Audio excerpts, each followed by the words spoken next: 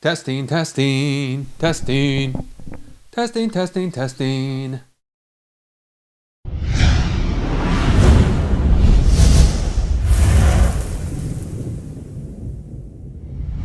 Hey, this is Anthony Cesari with SuccessForYourSongs.com, and in this video I wanted to talk to you about one of the most important things that you can do for yourself as a songwriter. This is something that has come up in several of my favorite self-help books, and it certainly applies to your songwriting. One of the books that it shows up in is Eat That Frog, and the other one is, Eat That Frog is by Brian Tracy. The other one is 7 Habits of Highly Effective People by Stephen Covey. Highly recommend both of those. And that thing that you can apply to your songwriting is to do the most important things that apply to your songwriting first. Now, I know that that might sound obvious, maybe not, but you probably have a whole list of things to do when it comes to your music. But part of that list is the things that are by far what's most important for you and what you want to accomplish with that music. So I'll give you an example. Before I get to that example, I just wanted to mention that we have a couple of free cheat sheets that you can download by tapping the little I in the corner of the screen there, and you can also subscribe to this channel with the little subscribe button on the lower right hand side of the screen, so please be sure to do that. Okay, so one example or way that you can think about this concept for your music when we're talking about doing the most important things for your music first is, let's say you wanted to record an album. Let's say that's your goal. I mean, the way you start out by figuring out what your most important things that you should be doing are is think further on down the line. Think like a year or 5 years down the road. What do you want to have happen with your music then?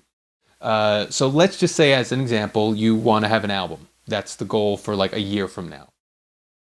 So obviously you're going to have a lot of stuff that you need to get done for your music.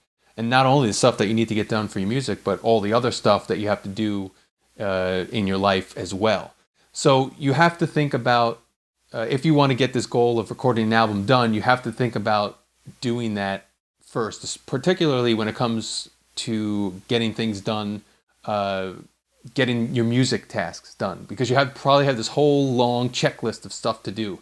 You want to play gigs, you want to learn some songs, you want to write some songs. If you already have 12 songs enough for an album, if you start writing more songs and your goal is to have an album out in a year, that could just be creative avoidance at that point. Because if you know you already have these 12 songs that you want to go on this album that you're going to create, why are you writing more? It's because you're thinking of accomplishing this album as a hurdle, and you're like, oh, maybe I should write more. That's something that's easier for me, and I know how to do that. And you start going that route.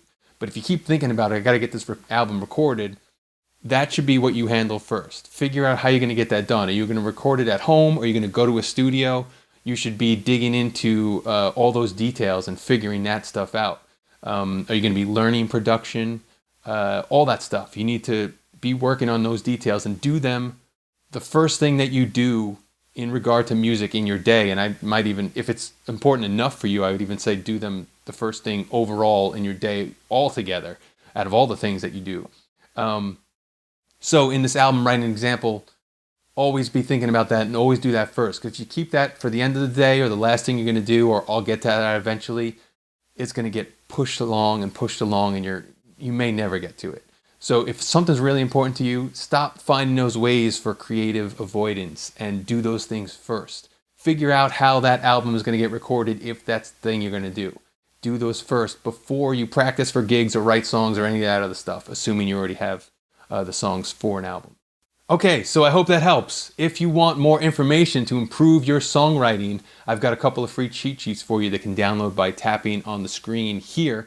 And if you have not yet subscribed to this YouTube channel to stay updated on our latest songwriting videos, you can tap our logo on the screen for that. I've also got links for that stuff below this video. So thank you again for checking this one out, and I will talk to you in the next one. Take care.